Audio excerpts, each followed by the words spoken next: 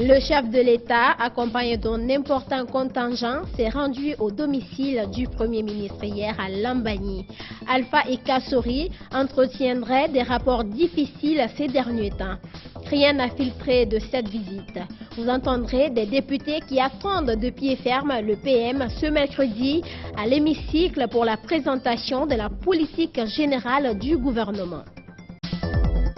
Abraham Makole, alias Navigator, a regagné sa dernière demeure ce dimanche à Forêt-Carrière. Avant sa mort, le jeune artiste avait demandé pardon à sa famille dans une vidéo mea culpa postée sur Internet. C'est tout pour le sommaire. Dans un court instant, les détails. Mesdames et messieurs, bonsoir et bienvenue. Que se passe-t-il entre le président Alpha Condé et son premier ministre Ibrahima Kassori Fofana? Tout porte à croire que rien ne va plus entre le locataire de Siro Toréa et le locataire du palais La Colombe. Selon les rumeurs, les deux hommes entretiendraient des rapports difficiles. Le chef de l'État, accompagné par un impressionnant cortège, s'est rendu chez son premier ministre dans la soirée d'hier dimanche. Mais rien n'a filtré de ce qui s'est passé à Lambagny. Cet événement survient alors que Ibrahima Kassori Fofana s'apprête à présenter la politique générale du gouvernement devant les députés mercredi prochain. Qu'en pensent les députés? Ansoubaï Lobalé et Mamadou Tanouba ont rencontré Boubacar Diallo du PPD et Fodé Mohamed Souma de la GCIV. Quel problème y a-t-il entre le Premier ministre Kassori Fofana et le président de la République? La question a toute son importance. Depuis ces derniers jours, des rumeurs parlant de la démission affichée du Premier ministre circulent dans la cité.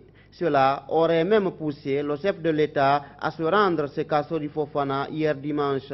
Interrogés sur cette actualité, des députés de l'Assemblée nationale ont réagi. C'est le cas du président du Parti pour la paix et le développement PPD, Boubacar Diallo, et Fodé Mohamed Souma, président du parti Génération citoyenne GCI. C'est dommage pour le pays. Si c'est vrai qu'il y a bruit, et je crois qu'il doit pouvoir discuter et s'entendre. Parce que sinon, nous, à l'Assemblée, on va poser les questions. Qu'est-ce qui ne va pas? Nous sommes là comme législateurs. L'exécutif qui propose des projets et qui doit les exécuter, on sait ce qui se passe aujourd'hui, il y a beaucoup de tensions, il y a beaucoup de choses qui ont été entamées en même temps. Et avec le fameux slogan « Gouverner autrement », je crois qu'on a beaucoup de questions à se poser là-dessus. Donc, nous allons demander des explications. On n'a pas besoin d'amuser la galerie. On n'a pas besoin non plus de se perdre en conjecture. Je pense que si le Premier ministre voulait démissionner, il savait exactement quoi faire. Que le président l'accepte ou pas. Et quant au président, je ne dis pas qu'un président, moi président, je peux bien me rendre chez un ministre, je peux bien me rendre en famille, mais c'est d'une façon discrète, dans une voiture banalisée. Ce bruit qui sonne entre la primature et la présidence de la République intervient au moment où le Premier ministre Kassori Fofana est annoncé à l'Assemblée nationale pour présenter la politique générale du gouvernement. Les députés interrogés disent l'attendre de pied ferme le mercredi au Parlement. Je crois que le Premier ministre et le Président ont tous intérêt à s'entendre avant que le Premier ministre ne vienne. Parce que nous n'allons pas occulter ces questions. Nous allons la lui poser. Qu'est-ce qui n'allait pas, quitte à lui de répondre ou non. Ben nous l'attendons de pied ferme. Après ces dernières déclarations en tant que Premier ministre, nous l'attendons. Reste à savoir si le Premier ministre va se présenter le jour indiqué. Sur la question, nos interviewés, chacun y va de son commentaire. Maintenant, il est libre aussi de ne pas venir.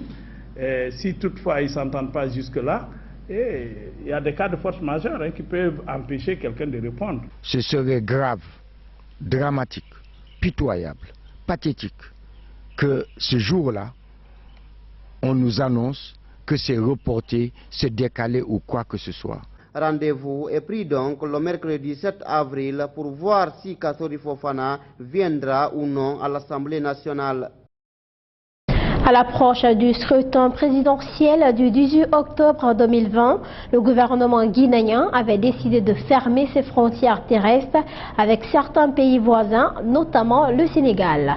Cette situation a mis au froid les relations entre la Guinée et le Sénégal. Samedi, Alpha Condé a adressé un message à son homologue Macky Sall dans lequel il dit sa détermination à œuvrer pour le renforcement et la diversification des liens d'amitié unissant les deux pays.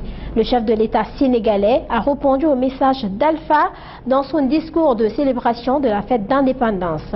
Nos forces de défense et de sécurité continueront de veiller sur nos frontières en restant fidèles à nos traditions de bon voisinage, a déclaré Macky Sall. Le député Fodé Mohamed Souma parle d'une faute grave du gouvernement guinéen qui, selon lui, n'aurait dû fermer ses frontières. Suivez.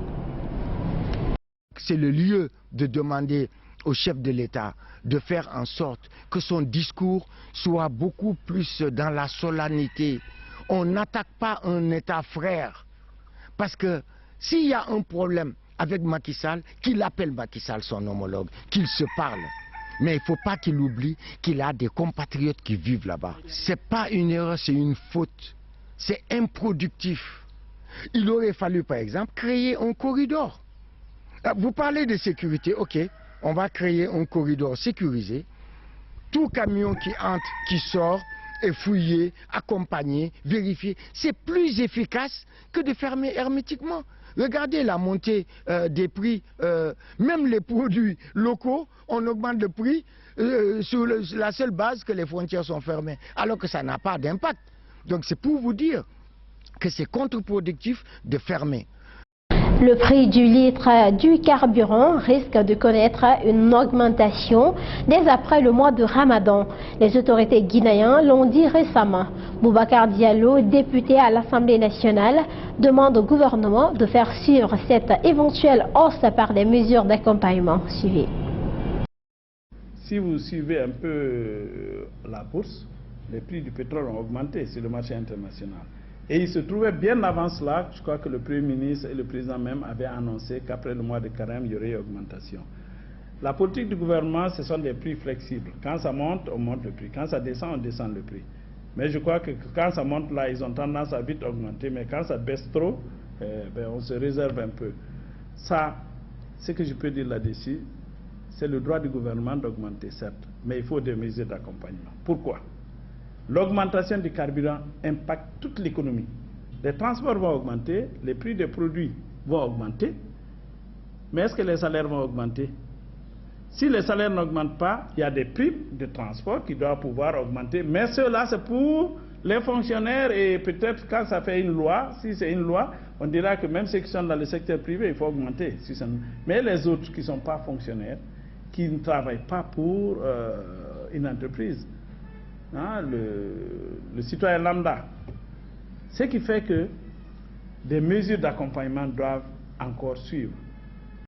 Kerfala Camara KPC a retiré sa candidature de la course à la présidentielle de la FEGIFOOT ce lundi. C'est une nouvelle qui vient de nous parvenir. C'est un grand boulevard qui s'ouvre au président sortant, Mamadou Antonio Souaré, candidat à sa propre succession. Nous y reviendrons.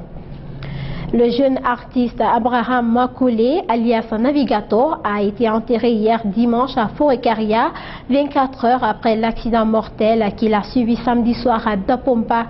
Et bien, quelques jours avant sa mort, dans une vidéo postée sur Internet, Navigator demandait pardon à sa famille pour tout le mal qu'il avait causé à ceux-ci à travers son comportement. La vidéo est pleine d'émotions. Sur Ekan Jabagora, reportage.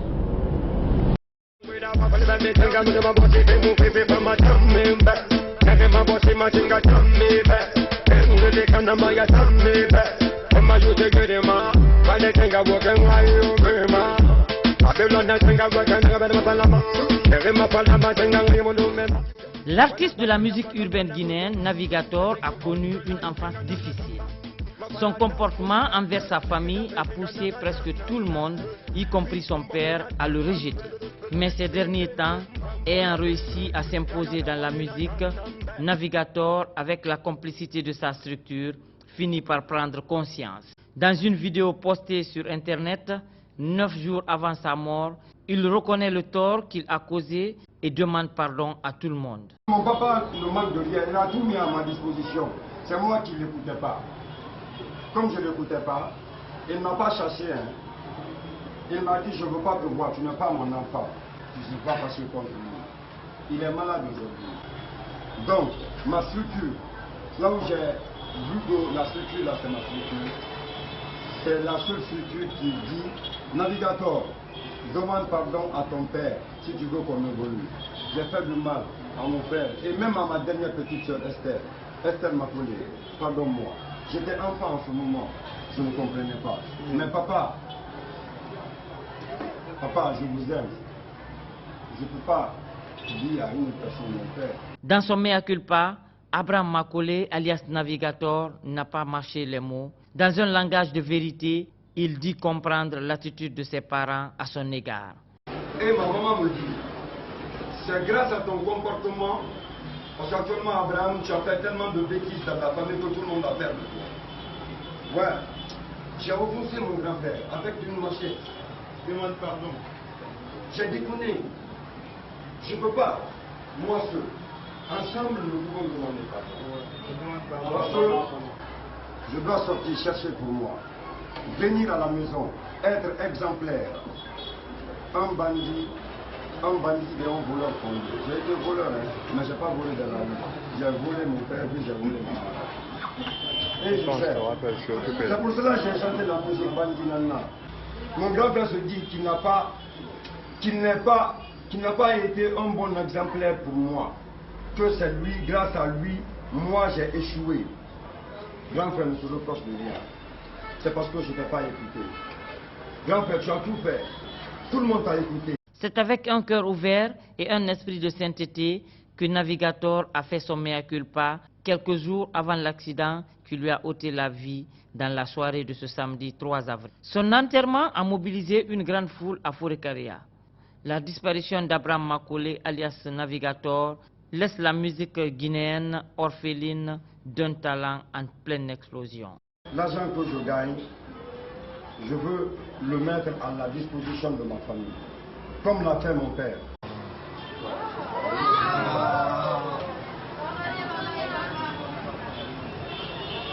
Mon manager, c'est moi. S'il te plaît. Je vais mon manager. Grâce à toi, je suis là. Le vaccin d'AstraZeneca suscite la méfiance. Les candidats français à la vaccination annulent leur rendez-vous par certaines. Dans le nord de la France, région particulièrement touchée, des milliers de doses du vaccin sédo-britannique n'ont pas été utilisées. En dessous d'un certain âge, il n'est plus administré. La Norvège et le Danemark ont complètement suspendu son utilisation. Suivi. La salle s'est vidée en quelques heures. Déserté.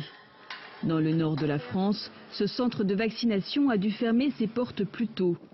En cause, des annulations de rendez-vous par centaines. Des personnes qui rappelaient pour se désinscrire en disant qu'elles ne souhaitaient pas et ne voulaient pas être vaccinées à l'AstraZeneca et qu'elles préféraient attendre un autre vaccin, même si c'était beaucoup plus tard. Le coordinateur du centre fait l'inventaire. 60 flacons, donc 600 doses qu'on n'a pas pu faire ce week-end, faute de personnes qui sont présentées pour la vaccination. Et il ne s'agit pas d'un cas isolé. Dans plusieurs centres du secteur, le constat est identique. 600 d'un côté, 900 de l'autre. En tout, plus de 2000 doses d'AstraZeneca restées dans les frigos de cette région, particulièrement touchée par la Covid. La défiance envers le vaccin suédo-britannique grandit après l'annonce samedi de 7 nouveaux cas de décès au Royaume-Uni liés à des caillots sanguins atypiques chez des personnes vaccinées. Dans ce centre au nord de Paris, les soignants injectent du Pfizer à des patients rassurés. Est-ce que vous seriez venu si c'était pour un vaccin AstraZeneca? Non, honnêtement non. Je ne serais pas venue parce que j'ai tellement entendu parler que certaines personnes avaient eu des problèmes. À la télé, on nous dit que c'est risque faible et il y a des morts aussi. Hein. Par précaution, la France comme l'Allemagne, la Suède ou le Canada n'administrent plus l'AstraZeneca en dessous d'un certain âge. La Norvège et le Danemark ont complètement suspendu son utilisation. Mesdames et messieurs, c'est la fin de cette édition d'information réalisée par toute l'équipe de Gangan RTV. À tous, merci de l'avoir suivi. Merci de votre fidélité à Gangan TV. Merci également à Mamadou Bassossi Kamara, Tierno Amidou Bari, Cheikh Ahmed Kav. Bonsoir.